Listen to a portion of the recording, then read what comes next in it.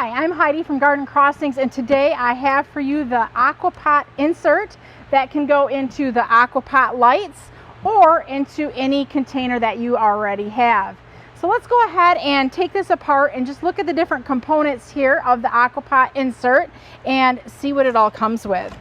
So we're going to go ahead and break the packaging off. See what all comes in it.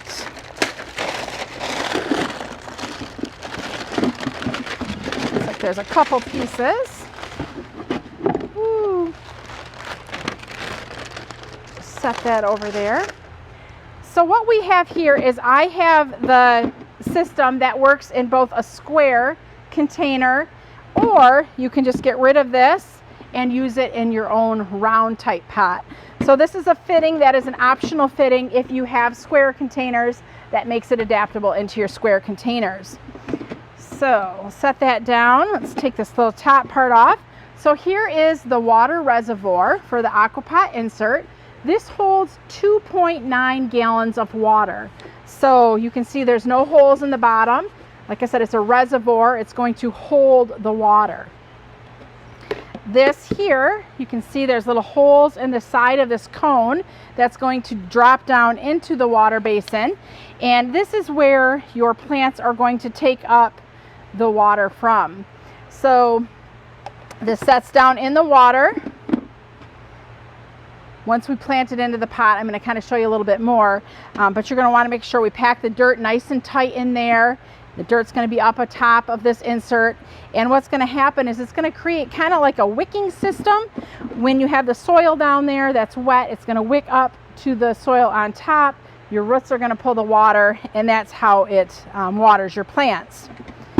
This here is the fill tube, which can get taller or shorter depending on how tall your planter is. So it's a telescoping tube. And it just sets down in there nicely. Basically, right now the instructions are saying add water once a week to keep your plants going throughout the summer. I'm going to add a little bit of my own personal thought to that. With this being only a 2.9 gallon water reservoir, early on in the season, once a week filling this might be adequate. But as we get further onto the summer and later in the summer, I do feel that you probably will need to fill this water reservoir every 2 to 3 days. So the capacity of this, I don't believe is going to take you, through a full week, but time will tell and we'll see. Obviously, we're just getting this here for the first time, so I haven't been able to trial it to know just how long the water does last. But I do want to put that disclaimer there that I don't believe it's going to be a full week of watering. It'll probably get you 2 to 3 days, which, hey, if you only have to water your planters every 2 to 3 days, far better than having to remember it daily. So let's go ahead and take a look, see how this works. So first of all, we're going to use the square insert, and this is actually one of the AquaPot Lite containers. The thing that's nice about this, it's got a beautiful glossy finish on it. This one here is a cobalt blue and black. Very heavy, durable planter. And by heavy, I mean heavy quality, certainly not heavy in weight. It's a nice lightweight, as the name implies, AquaPot Lite, much lighter than the ceramic AquaPots that were done previously. So let's go ahead and we're just going to take this insert and drop it in. I'm actually going to put the square insert in first, get that setting nicely in there like so. And now it's going to be easier for me to go ahead and drop the actual reservoir into the hole like so. And then this will telescope up so that you can get your hose there. What I always like to do is put the fill spout in a place where I'll remember where it's at, because as the flowers grow and get larger, it's going to be hard to find this fill spout. So I typically like to kind of take it and put it into the corner and then remember which corner it's in. Another thing I should point out is when you are using this system, you want to make sure that the pot you are putting it into does have a hole in the bottom of it. So this particular AquaPot Lite does not have a hole in the bottom of it, but I'm going to show you what it does have. So this makes this planter very versatile. Is if you want to use it as a planter that doesn't drain everywhere, you can certainly do that. But if you're going to use the AquaPot Lite system in it, there's a plug here in the bottom that can just, I'm going to say easily be removed as I'm trying to do it here. This plug can easily be removed, and now you have a hole in the bottom. So you only want this planter to hold as much water as what our reservoir has. Once the reservoir is full, we want to let it spill over into the bottom of this container and drain out. Otherwise, we could potentially have a soupy mess. So I'm going to go ahead and just plug this back up for now, although I will be removing it once we bring it to be set out in the landscape.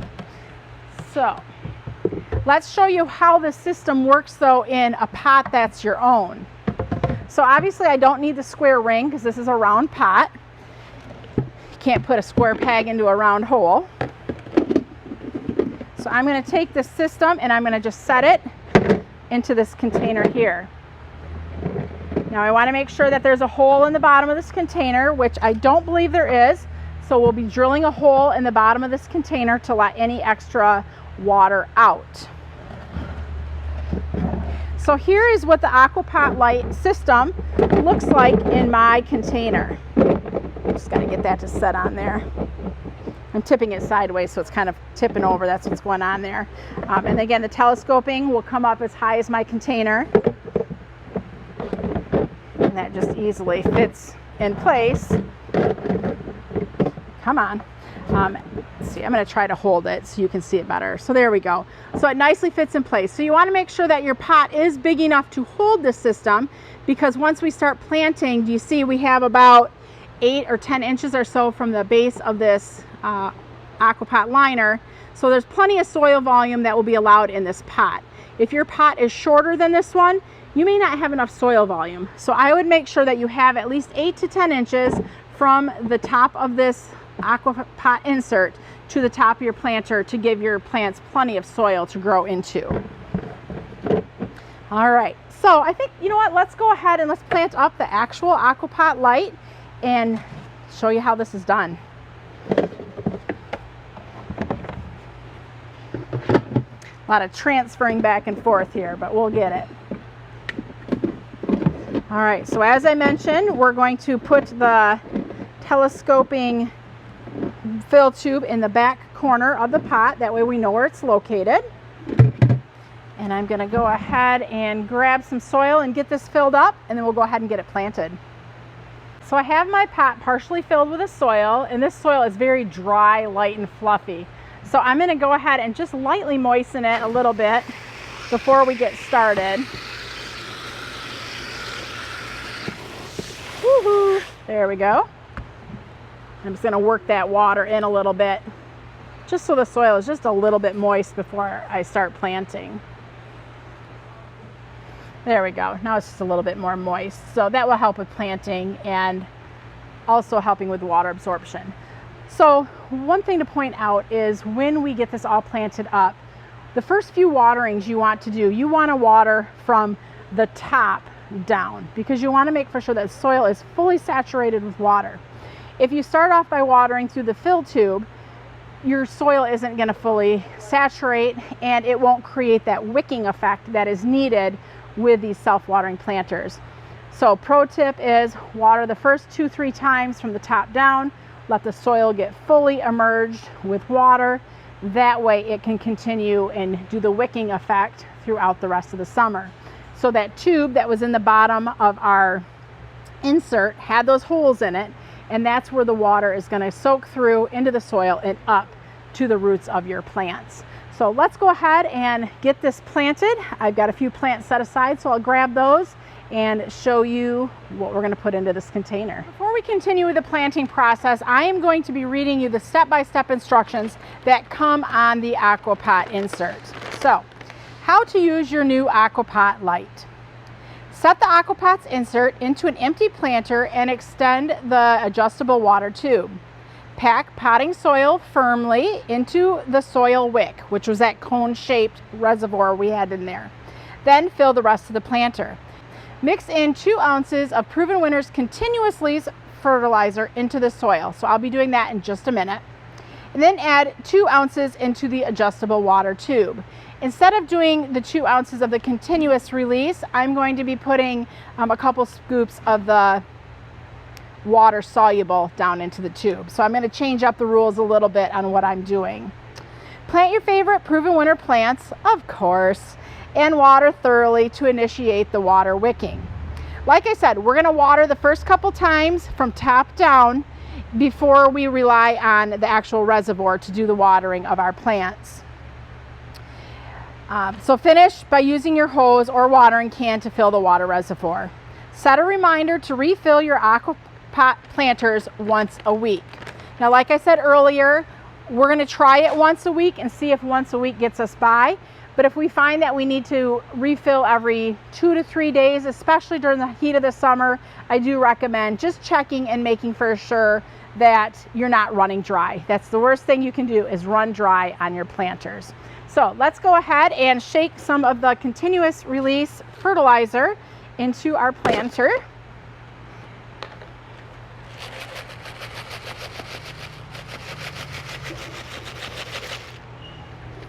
Comes with a scoop too, so I could be going like this if I want to. I just find it easier to do the shake. All right, so I've got that kind of nicely in there. And then I'm going to go ahead and work this into the soil, just kind of stirring it in a little bit, like so.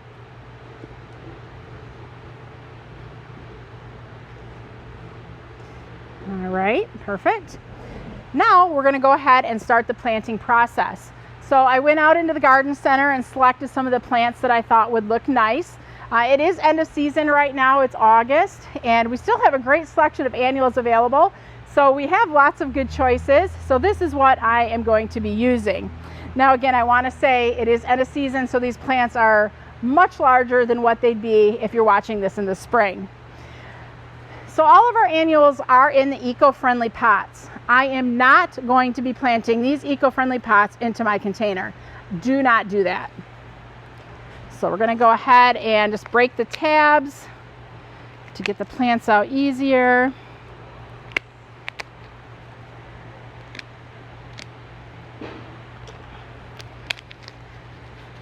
Excellent root system here on this plant. This is the Angelonia Angel Face Super Blue. And I was thinking it was Super Blue, but I wanted to double check before I said that. The Super Blue Angelonia just get extra tall. They're a more vigorous plant than the regular Angelonias. And definitely one of these is plenty to plant into a container. So we're going to do this at the back of the pot because it's going to be the thriller. And my planter is going to actually have a backside. But if your planter, you're going to see it from all edges, then you would maybe want to plant it in the center. But because I have a backside, we're going to plant it towards the back. And then I did put my fill spout towards the back corner so that I can remember where I need to go when I'm ready to refill this. The next plant we're going to use is the Nemesia Aromance Pink. This is a lovely smelling Nemesia, and the beautiful thing with these Aromance is typically Nemesia are an early spring or a late fall plant. They do better in cooler weather, but we have found that the Aromance has done fabulous through the entire summer here in Michigan and has bloomed fabulously. So we're going to go ahead and put this kind of in the middle of the pot.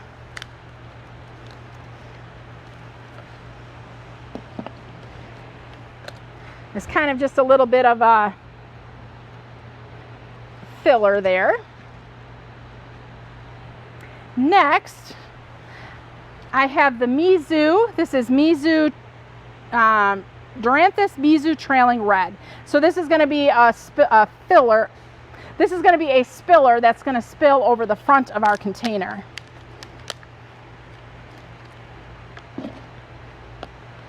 We're just going to tuck that guy right up there in the front and let it trail over. Next, I have 2 of the Luscious Citron Lantanas And these I'm going to kind of plant in the back here along with this Angelonia because these have a nice big mounding type habit. They're not going to trail over. So they're just going to fill in kind of the sides of this planter.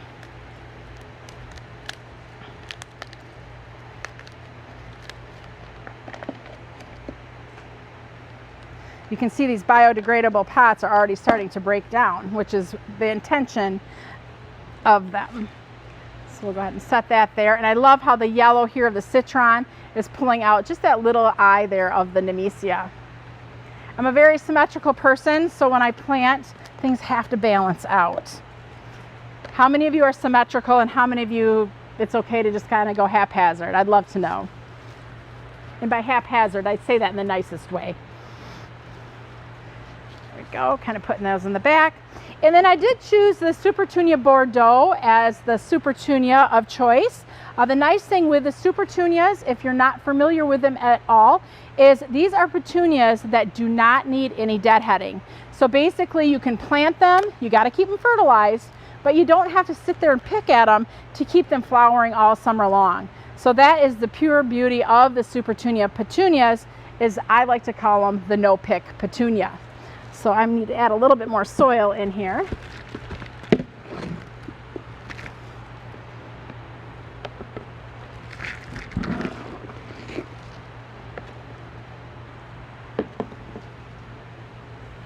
There we go. And we're going to plant those on the front corners, and those are going to trail also over the front of the pot. Now there is a chance that by the end of the season, this Mizu may get overtaken by these Supertunias, but I'm fine with that. I know when I plant my containers, they kind of take on a different look at different points and times in the season. So don't anticipate your container to look the exact same in the early summer as what it does later on in the summer, because they're going to transition and morph into different looks as the weeks go on. And I'm okay with that. One more.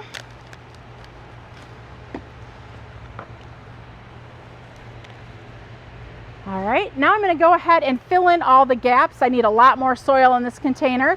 So I'm going to go ahead and fill this in and show you the next step. We're going to go ahead and take 3 of our 1 tablespoon scoops of fertilizer and dump them down the water reservoir or the water fill tube. 1.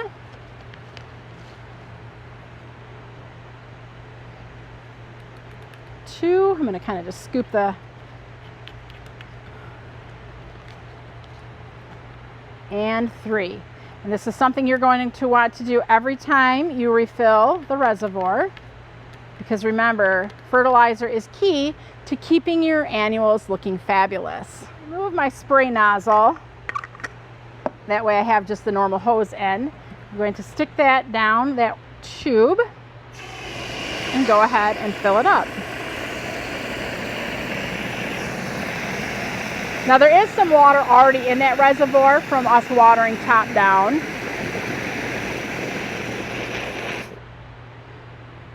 So it's not going to take us that long to fill it because there is some water that has already gone in there. So then sometimes I'll just kind of give a little shaky shake. That way we're shaking that fertilizer around a little bit. And now we're ready to go.